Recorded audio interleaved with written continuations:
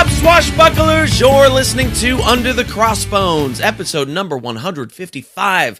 My name is Phil Johnson. I'm your host for the show each and every week. Thanks for tuning in and telling your friends and sharing on Facebook and sending donations and visiting sponsors and all that cool stuff that you do that helps me keep the old boat afloat. I appreciate it. So here we are, episode number 155. Fun fact about the number 155. Couple of them, actually. There is a song called 155 by a band called Plus 44. So many numbers. Plus 44 is a band that is 2/3 of Blink-182. There's more numbers. And it's 2/3 of Blink-182 with a different dude singing. So if you liked Blink-182, chances are you like Plus 44 and maybe their song 155. That's so many ridiculous numbers. I might put the video for that song in the show notes just for the heck of it. I listened to it. It's pretty good. I was a Blink fan back in the day. Also, more fun facts. I don't know if these are fun facts. They're interesting facts. In the year 155, Rome stated that they will not be recognized as an official religion, the Roman religion, I guess, and that Judaism must be tolerated. Tolerated is a weird word. But to restore the peace between the Jews and the Romans, the Antoninus, he's one of those weird Roman names. They re-legalized circumcision. So to make up with the Jews, they let them wax some weenies. And there's that. So that was the year 155. Interesting. So today on the show, fun guest, Shanna Franklin from Tea and Strumpets is here. If you haven't seen Tea and Strumpets yet, you probably will soon. Very fun group. I caught them at the Long Beach Pirate invasion a few months back. Super fun. And so we finally got together on the old talking machine and got the interview going. So we're going to hear from Shanna Franklin here in a few minutes. I hope you're doing good. I'm just trying to keep my head down. I got to leave town this week to go to Nashville and to go to Chattanooga. Is there has to be they must make a candy there that has Chattanooga in it. That if they don't have it yet, they're missing the boat. But they are inland, so no boats. Anyway, I've been just trying to keep my head down. The world, of course, going crazy outside constantly. California still on fire. I was driving down the freeway the other day, and there was so much smoke in the air. I was like, what's on fire around here? Like, I didn't know about any local fires happening, but the air was so smoky. As I was driving, I yelled at my phone and I said, what's on fire in San Jose? And it came back with nothing, just smoke. So it's like we didn't even go outside most of the weekend. It's just been crazy smoky around here. But I'm headed out. I'm headed out of town to do some shows where there's less smoke. So this Wednesday, August the 29th, I'll be at Zany's Nashville, Tennessee, opening for Ian Harris, doing a short set that evening, and that's going to be fun. He's very funny. And then August the 30th through September 2nd, I will be at Comedy Catch in Chattanooga, Tennessee, featuring for Landry. Landry is super funny, and those are going to be great shows. And then back here in California a little bit, on September 11th, I'll be at Winter's Tavern in Pacifica, California. On the 12th of September, I'll be at Retro Junkie in Walnut Creek, California. On the 13th, I'll be at Hop Dogma Brewery in Half Moon Bay, California. And those are all headline shows. And then on the 21st, I'll be co-headlining at the Pix Theater in Lapeer, Michigan, with Joe DeVito from New York. That is going to be a fantastic show where you're raising money to send kids to arts classes and things like that. So I'm always down with that. And then September 22nd, I will be hosting a stacked show at the Temple Theater in Saginaw, Michigan. And that is the whole bill is headliners, including myself. So it's going to be a really, really fun show. And then on the 26th, I will be at the World Series of Comedy in in Florence, Indiana, at the Belterra Casino. So the 26th is when I'm on, but the festival runs from September 24th through the 29th. And it's going to be super giant, duper duper fun. If you've never been, it's a blast. For us, it's like comedy summer camp because all my friends are there that I get to see once or twice a year. So that'll be great. More tour dates, absolutely. Arizona, Nevada, Minnesota, Florida, Oregon, Washington, Canada, going to Edmonton, yes. To get all those tour dates, find out when I'm coming to tell some jokes and sing some songs in your face, go to underthecrossbones.com, click the tour dates button, and you can see all my tour dates right there. S.R. Staley is back with the third book in the Pirate of Panther Bay series called Calusa Spirits. And you may have heard Sam way back on episode 20 of this show, S.R. Staley. I did a full interview with him, so you can go back and check that out. And if you've read the first 2 award-winning books in his series, Pirate of Panther Bay and Tortuga Bay, then you know you can't miss this latest installment. I mean, even if you haven't read the others yet, these work as standalone stories. Every book does, and you can start with this one. You could start with book 3 and then go back and read the first 2, and everything will be cool. It'd be like if you discovered Led Zeppelin 4, because you heard Stairway to Heaven, and then you realized that it was called 4 because there were 3 other albums before it. It's exactly the same here. Kinda. Anyway, in Calusa Spirits, Isabella and her crew of pirates are on the run from pirate hunters dispatched from colonial Spain. Ooh, those dastardly Spaniards. And fighting for their lives off the coast of Cuba, where they make a run for safety up the west coast of Florida to go to MTV Spring Break in Fort Lauderdale. No. That's too early. As they scavenge for food and water, they run into a rogue tribe of Calusa Indians. This is the cool twist in this one. And the result is an epic battle for survival and identity in this action-packed pirate adventure of historical fiction set in the 1780s. You've never seen pirates versus Native Americans before. Not in a book. Well, maybe in a history book, but not in a cool historical fiction book like this. So Calusa Spirits arrives from Yellow Pine Publishing on September 19th, which is, say it with me now, National Cheeseburger Day. Oh, no. No, sorry, that's the 18th. It's Talk Like a Pirate Day. Yeah. And they're doing a bunch of really fun online events around the release, so head over to srstaley.com for all the info. And if you'd like to hear my interview with Sam, go back to episode 20. You'll find that in the episode guide on underthecrossbones.com. That's Calusa Spirits by S.R. Staley, out on September 19th. So you want to make sure you get that. If you're enjoying the show, come join us over on Facebook. We're having lots of fun over there, telling jokes and passing stuff around. It's all good. Facebook.com/underthecrossbones. On Twitter, we're at Under Crossbones. And make sure you subscribed in whatever app you're listening to podcasts in. Apple Podcasts or Google Play or Google Podcasts or Slacker or Stitcher or Podcast Addict, or there's a zillion of them. Whatever you're listening to the show on, hit the subscribe button, and then you will get the new episodes every Tuesday when they come out. And then, of course, you can get all the show notes for this episode at underthecrossbones.com/155. If you want to help support the show, that's awesome. Go to underthecrossbones.com/support. There's a PayPal box. Drop a donation in there. Make it, whatever you want. Or maybe the price of a bottle of rum. That could work. There's an Amazon banner there. Click that Amazon banner. Go buy yourself something nice. You don't even have to think of me at all past clicking the banner. Click the banner and then buy yourself some jewelry or a wading pool. Or those little floaty things for a wading pool. And then Amazon kicks me back a few shekels, helps us out over here. And if you want to be a sponsor of the show, like S.R. Staley and Yellow Pine Publishing and Pirate Radio Treasure Coast and all those cool people, go to underthecrossbones.com/support. It's cheap. It's easy. We'll get you all hooked up. All right? Cool. Let's do this. You ready? We're going to hear from Shanna Franklin from Tea and Strumpets. Here it is. I was fortunate enough to see you guys at the Long Beach Festival. I was very excited about that. It's a really fun show. How do you describe Tea and Strumpets to people when they ask you what it is? We are a historical reenactment band that tours festivals ranging from medieval through Renaissance and Victorian events, basically. Okay. And we sing a mix of original and classic folk music. And pirate festivals, of course, right? Yes, of course. Well, I mean, pirate festivals are Victorian in nature, so... Oh, I see. Yeah, I suppose that's true. If you think about the time period. Yeah, that makes sense. One of the things that struck me is that you guys do a lot of original music in your thing, which you don't see unless it's a band like... Pirates Charles or somebody like that, where they're really concentrated on doing original stuff. In your type of show, you don't often see that. You usually see the sea shanties and things like that. What made you head in that direction? Well, everybody else does that. Okay. Also, I've even been in bands that were that way. So yeah.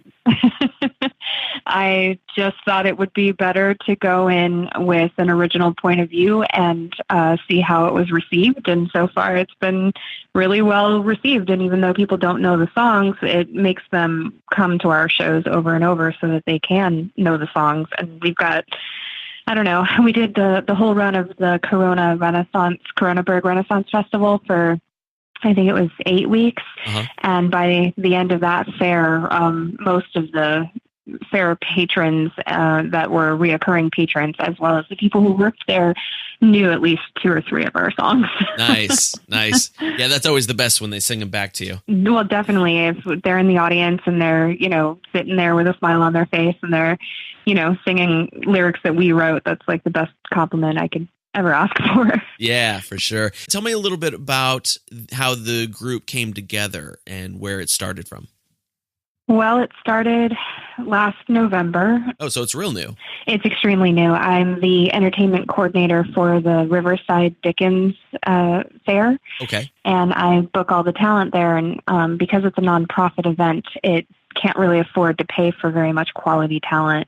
And it'll blow a lot of money on like 2 or 3 really good bands, and then kind of depend on volunteers of other people who are just happy to be on stage. Okay. And anyway, there was an event going on within the festival that required more entertainers, and we were kind of racking our brains like, what band is going to perform for $100, or who's going to be willing to donate their time, and who's willing to do this and that. And obviously no one is willing to really do that in the entertainment world. Yeah. So I pulled my resources, which I have many because I've been performing for so long, and called up some friends and said, hey, do you want to get together and learn 10 songs to be a temporary act at this one festival, because we need someone to fill in just as a fun little lark to fill your time for a couple of months, because it was in February. So I called everybody in November. And I was like, hey, so you think we can put a show together in a couple of months and, do this one-time deal, and it'll just be a fun way to get back together and sing and do fun things. And the people I asked were totally on board, and we got together and created Tea and Strumpets, which wasn't originally called Tea and Strumpets. It was something else when we first started, and we played with the name for a little while until we finally decided. But the event in February at the Riverside Festival went so well, and we were so well received by everybody. And we were called a couple weeks later by a couple other festivals, people who had either heard of what we did or saw it themselves and were like, hey, we really would like to have you at our festival. So from there, we moved on to Lompoc Renaissance Festival, then Escondido Renaissance Festival. Then we were asked by Corona. And then, the Pirate Festival saw us, and the Pirate people saw us in Escondido and told their guild master, who was the entertainment person for Long Beach, and she called and wanted us there. So, everybody, it started off as a one-time deal, and it's now kind of snowballed into, hey, we got a band. It's always nice when things work like they're supposed to. That's really great. So, even in that short amount of time, it's been less than a year, it's a really polished kind of show with tons of choreography and like I said, we said the original music and all that kind of stuff. So I imagine everybody in the group kind of has a performer background to be able to lock it in that quickly. Well, the reason I chose the people that I chose is because I had performed with them previously. I used to run a burlesque show for 3 or 4 years, and it was a variety show, so it wasn't just striptease and whatnot. So I had singers and comedians and bubble people and balloon animal girls and all kinds of different things involved in that show. And so I chose the most well-rounded performers that I enjoyed working with, and luckily they said yes. Nice. And some of them have a dance background and some don't. How long have you been a performer? Me? Oh my goodness. I've been performing since childhood. What was your early stuff like? What did you do, theater and things like that? Yeah, in school I did mostly musical theater. I got very typecasted in school as the I don't know kind of the dumb blonde roles, if that makes sense. Like, I played Audrey in Little Shop, and the Graziella in West Side Story, the dumb girlfriend of the head of the gang, Yeah. Nice. Stuff like that. Oh, that's fun. Those are fun. I always wish I had more time to do theater. It's such a time-consuming pursuit. The friends that I have in theater, that's all they do is theater, and I wish I had more time for it because it's such a fun thing to do. Do you do theater now? Not as much. I did my burlesque show for a long time, so that was my run of theater, music, and dance all at once. And, okay. Prior to that, I worked. I was in 2 different folk bands prior to that. So I've mostly been involved in music for most of my life. The performing aspect of it was less of a focus, like for dramatic theatrical things. Like I like music theater. So who does the writing in your group? Is it sort of a group process or one or two people doing the writing? I do. I write the music. Oh, great. And my guitarist does the arrangements.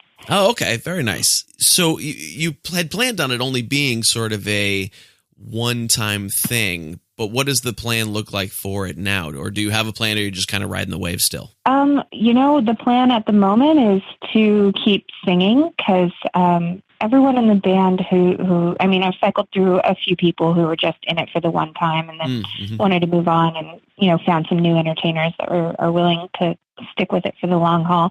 But for the most part, I can say just everybody in the band really enjoys music as a personal form of therapy. And it's, meeting weekly to just get together and relax and sing and work on sounding better.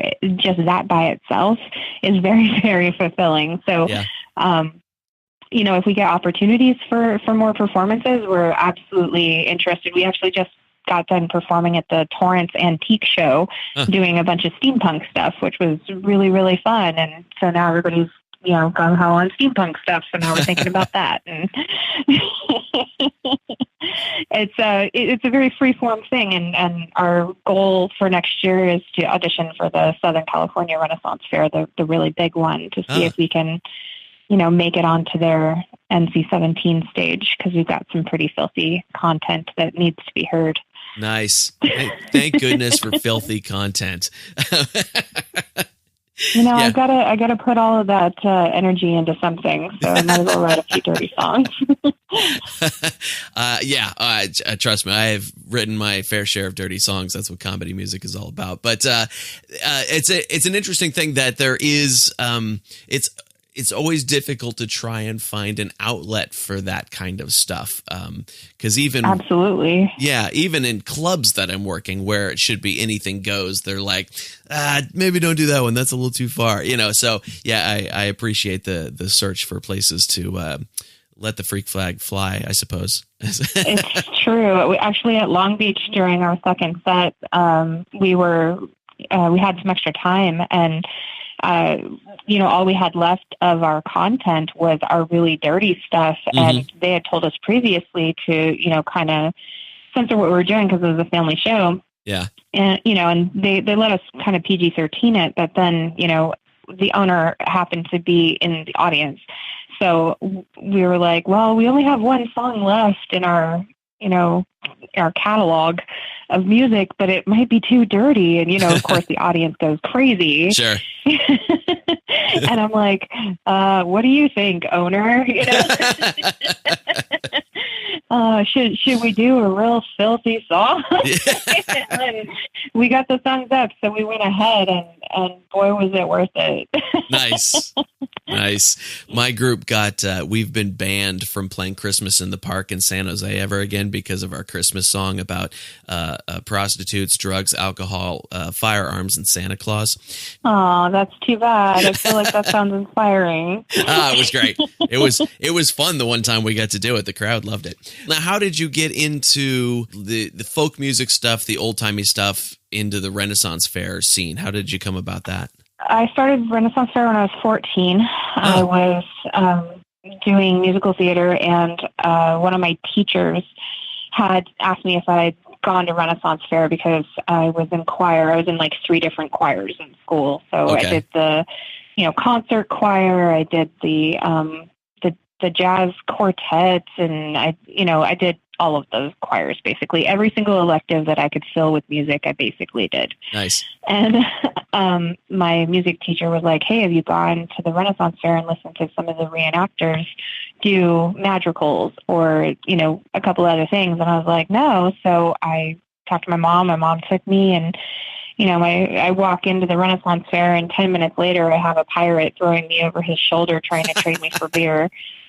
And I knew that I knew where I belonged.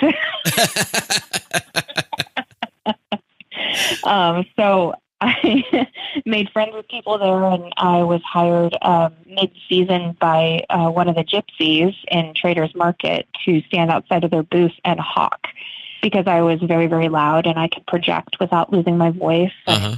I made up funny rhymes to get people to come and take a look at her stuff. She sold love charms, which are basically sachets you wear around your neck that you squeeze and they smell like something, and whatever they smell like is supposed to inspire whatever the thing is that it's been enchanted to do. Okay. So, I'd stand outside of the booth and be like, come squeeze our balls. Or we have balls, all sizes, small, medium, and oh my God. So needless to say, they hired me several years in a row. And from that point, I was able to watch all of the stage acts, and I just fell in love with the type of entertainment that was there. And it wasn't until, 10 years later that I auditioned for the Bells of Bedlam, uh-huh. who were popular in the Renaissance circuit for probably 15 years, and ended up getting in right away with them and performed with them for 4 or 5 years, and then switched to French folk music and did a band called Pardon My French, which was a real small band that toured for like 2 years. And then I put it down to do burlesque for 3 years, did that, and then then took a rest, and now I'm back at it with Tea and Strumpets. By accident, right? Yeah, by accident. It was supposed to just be a fun little thing to keep me occupied, but now it's become a real fulfilling endeavor that I did not expect. That's fantastic. So where can people see you guys play over the next few months or so? Over the next few months, the only gig we have lined up is in Riverside. There's a Jack the Ripper escape going on October 13th at Back to the Grind, which is an old-fashioned 3-story coffee house. And they're turning it into the 10 Bells Tavern. And there's a basement, and the basement is going to be a Jack the Ripper escape room, filled with horrors and blood and guts and all that fun stuff. And then the main floor, they're having can-can dancers and us, who play Victorian prostitutes, basically entertaining everybody and selling, booze and food. And then the top floor is all dress up in Victorian clothes and take pictures. So that sounds like a blast. It really does. We just nailed that down, and we're super duper excited to go play dead prostitutes, basically. So, and you'll probably have to do all your family clean PG-13 material at that one too, I'm sure. No, not at all. It's a 21 and up event, so nice. We get to pull out the big guns and say the F-bomb and other such things. That sounds like a good time. That's in Riverside, you said? Yeah, it's in Riverside and downtown at a coffee shop called Back to the Grind. I think it's like $30 to it, all inclusive. Gets you into the escape room, all the entertainment, the pictures. And you only have to buy food or drinks if you're drinking. Oh, that sounds like it'd be a blast. That sounds really fun. So online then, where's a good place for people to keep track of what you guys are doing, where they can catch you? Facebook or Instagram. Okay. No, it's Twitter. My bad. Facebook or Twitter. Okay. And it's the letter Tea and Strumpets, mostly because, Tea spelled out and Strumpets was taken by a bunch of people that don't actually do anything with the name. And they want you to pay $4,000 so that you can have it. And you're like, we'll just use the letter T instead of the word. Right. So if you're looking for us, it'll be the letter T and Strumpets. Good. Which is pretty funny. Yeah. Well, I mean, half the time when we announce it, people are like, "What is a strumpet anyway?" You know. Even at the Ren fairs and things, they don't know what a strumpet is? Yes. Well, I mean, the people who work there know what it is, but a lot of the patrons are not familiar with the verbiage because it's Old English, you know? I suppose. They've heard of a crumpet, but most people don't even know what a crumpet is anymore. So. Right. They know it's supposed to go with tea, but they're not really sure what it is. Yes.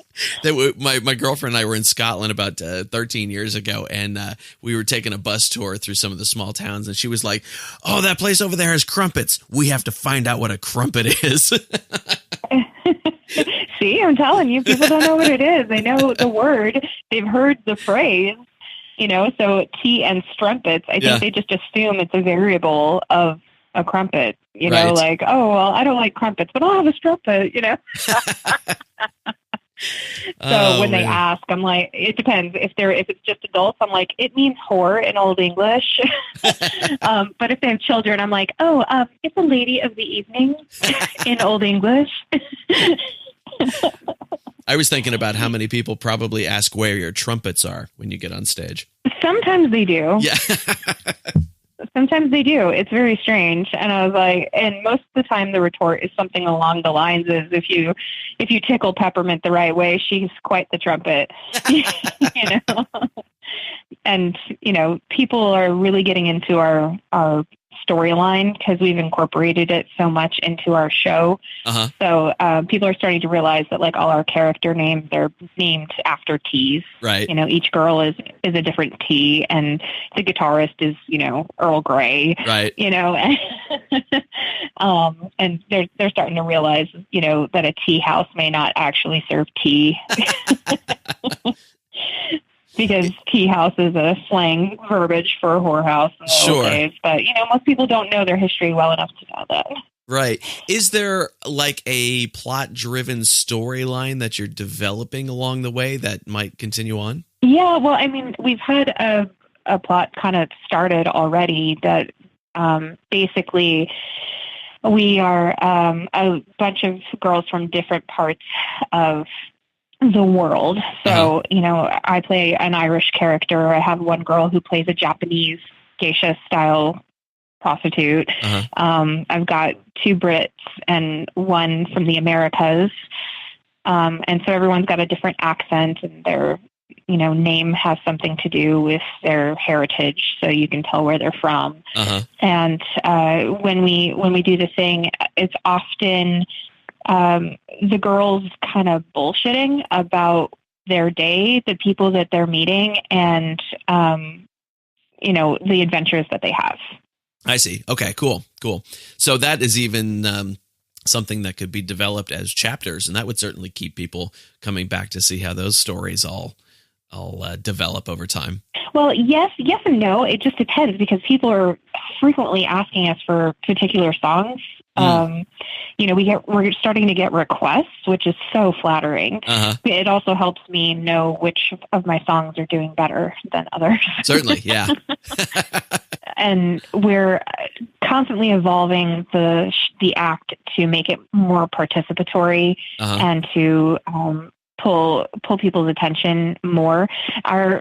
What I'm trying to do, because I've been watching these stage shows for years and years, is I'm trying to make a musical out of a folk band. Right. Yeah. Because everyone who likes, you know, theater likes musicals. Why? They spontaneously break into music. Right. Why? Because they're visually entertaining while they're singing. They're not just standing around singing. They're, you know, moving and incorporating the lyrics into motion. And it doesn't have to be, you know, doing high kicks and all sorts of craziness where you can't sing afterwards because you have no air. Right. But, you know, even a wayward boob grab at the appropriate word is very visually, you know, stimulating. Even in the inappropriate word, it really doesn't matter when that happens. It's visually entertaining. So we're working on creating something that's different and new so that it sets us apart from what everybody else does. Because all the bands that currently play Fair are fantastic, and they've been there for years, and people have seen it. but they've never heard our stuff and they've never seen what we do. So I want to bring something that's a little more comprehensive. Yeah, absolutely. It's a really, really fun show.